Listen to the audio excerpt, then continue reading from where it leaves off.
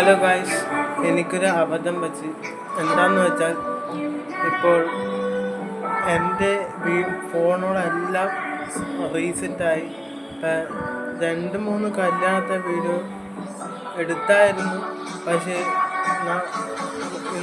ഇമെയിലൊരു storage ഫുള്ളെന്ന് കാണിച്ചിട്ടുണ്ടായിരുന്നു. അപ്പോൾ അതെടുത്ത് ഞാൻ സ്റ്റോറേജ് ക്ലീനാക്കാൻ വേണ്ടി അതിനോട് പൈസ കൊടുക്കാനാണ് കാട്ടുന്നത്. അപ്പോൾ പൈസ കൊടുക്കാൻ കാട്ടുന്നത് കൊണ്ട്